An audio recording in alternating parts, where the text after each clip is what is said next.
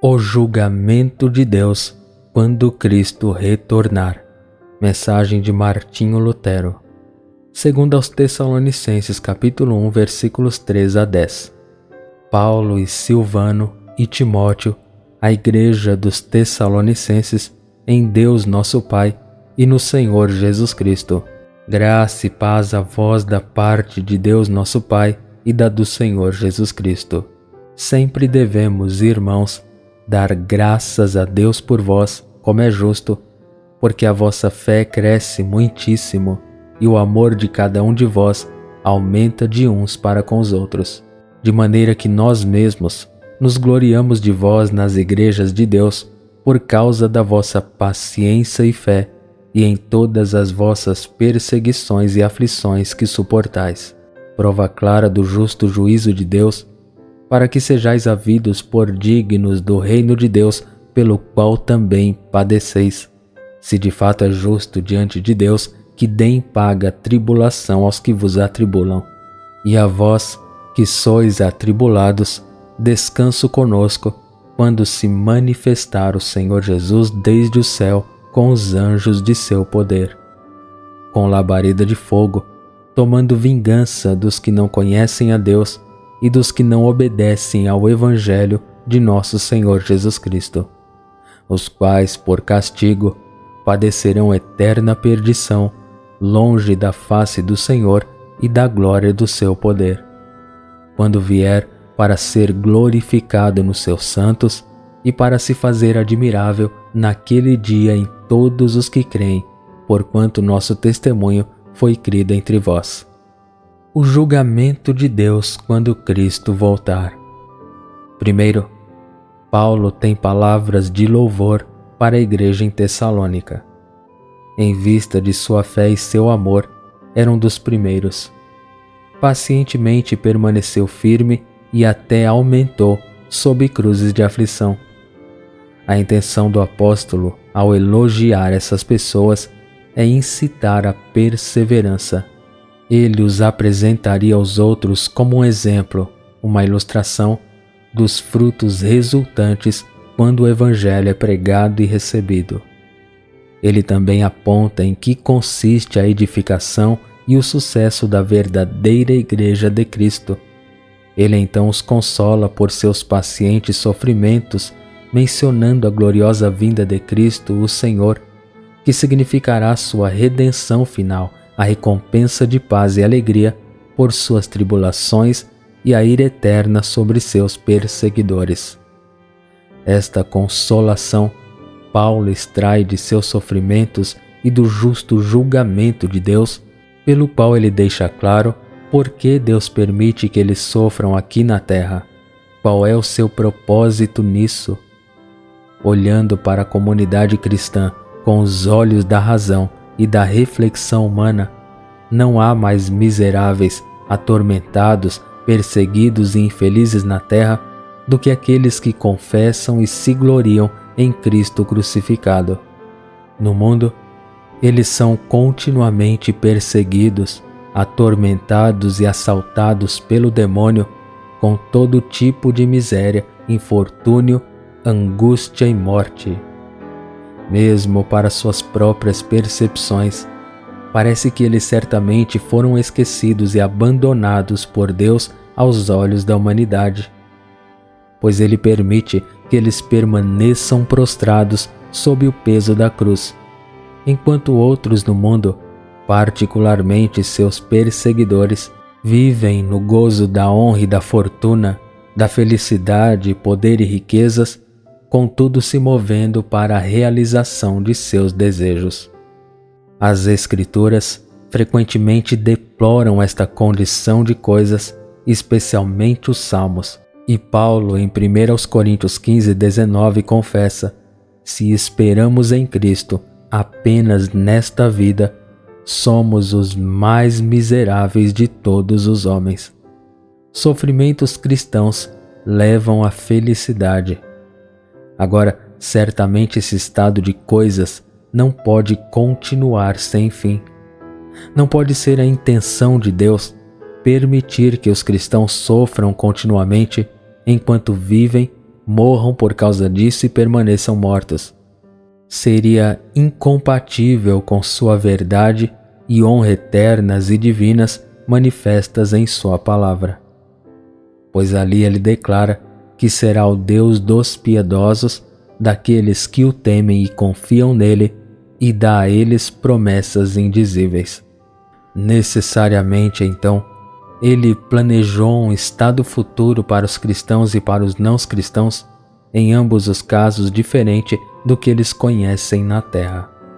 Possivelmente uma das principais razões pelas quais Deus permite que os cristãos sofram na Terra é deixar clara a distinção entre sua recompensa e a recompensa dos ímpios. Nos sofrimentos dos cristãos crentes e na maldade, tirania, raiva e perseguição dirigida pelos injustos contra os piedosos, há uma indicação certa de uma vida futura diferente desta e um julgamento final de Deus no qual todos os homens, piedosos e perversos, serão recompensados para sempre. Observe o que Paulo quer dizer aqui quando fala das tribulações e sofrimentos dos cristãos. Estas aflições são a indicação do julgamento justo de Deus e um sinal de que vocês são dignos do reino de Deus pelo qual vocês sofrem. Em outras palavras, ó amados cristãos, considerem seus sofrimentos como caros e preciosos. Não pensem que Deus está zangado com vocês ou se esqueceu de vocês porque Ele permite que vocês suportem essas coisas. Elas são sua grande ajuda e conforto, pois mostram que Deus será um juiz justo, os abençoará ricamente e os vingará de seus perseguidores. Sim, aí você tem uma certeza infalível. Você pode se alegrar e consolar, acreditando sem sombra de dúvida que você pertence ao reino de Deus e foi feito digno dele porque você sofre por ele. Tudo que o cristão sofre aqui na terra, nas mãos do diabo e do mundo, acontece a ele simplesmente por causa do nome de Deus e por sua palavra. É verdade que, como filho batizado de Deus, o cristão deve desfrutar corretamente da bondade pura, do conforto e da paz na terra. Mas como ele ainda deve habitar no reino do diabo, que infunde pecado e morte na carne humana, ele deve suportar o diabo. No entanto, todas as inflições de Satanás e as pragas, perseguições, terrores, torturas do mundo, até mesmo a tomada da vida do cristão e todo o seu abuso, são forjados em violência e injustiça. Mas para compensar isso, o cristão tem a garantia reconfortante da palavra de Deus de que, porque ele sofre por causa do reino de Cristo e de Deus, ele certamente será eternamente participante desse reino. Certo é que ninguém será digno dele, a menos que sofra por ele. Se é verdade que é justo diante de Deus retribuir com aflição aqueles que vos afligem, continuou o apóstolo. É impossível que você continue sendo, como é agora, bom com o mundo e mal consigo mesmo. A justiça de Deus não admitirá isso. Só porque Ele é um juiz justo, as coisas devem ser eventualmente diferentes. Os piedosos devem ter o bem eterno e os perversos, por outro lado, devem ser punidos para sempre. Caso contrário, o julgamento de Deus não seria justo. Em outras palavras, Ele não seria Deus.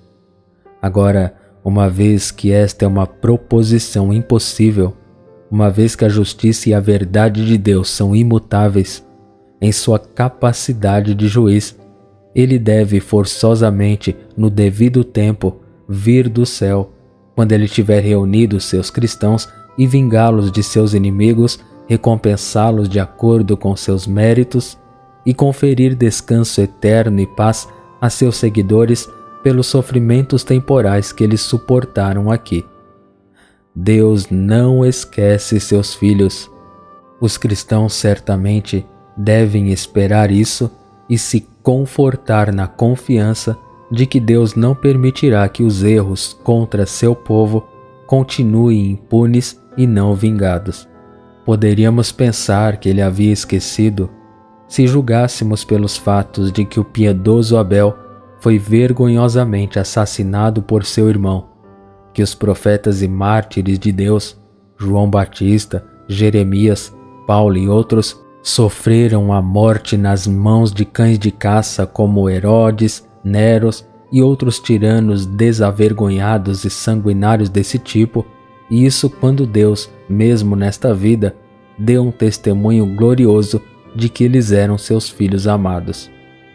Um julgamento deve ser iminente para que os tiranos possam sofrer dores e punições e que os piedosos, libertos dos sofrimentos, possam ter descanso e alegria eternos.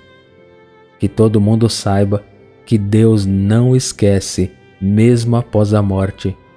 Este é o consolo que o julgamento futuro na ressurreição dos mortos contém, que, como a justiça de Deus exige, os santos receberão por seus sofrimentos uma recompensa supremamente rica e gloriosa.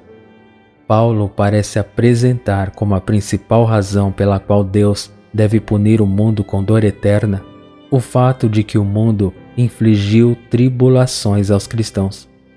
Aparentemente, suas palavras implicam que as perpetrações do diabo e do mundo, seu supremo desprezo e ódio ao nome e à palavra de Deus, suas blasfêmias contra estes, sua maldade e desobediência em outros aspectos, por meio das quais eles trazem sobre si mesmos dor e condenação eternas, que por estes pecados contra si mesmo, Deus não está pronto para punir, quanto por sua perseguição e tormento de seus pobres cristãos crentes.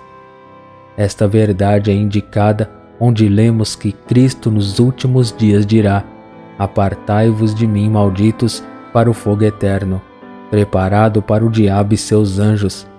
Na medida em que o deixaste de fazer a um destes menores, a mim o deixastes de fazer. Mateus 25, 41 e 45.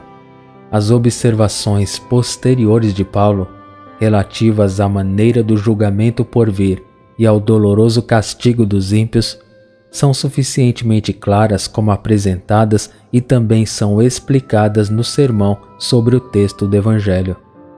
Mais explicações aqui são desnecessárias. Amém.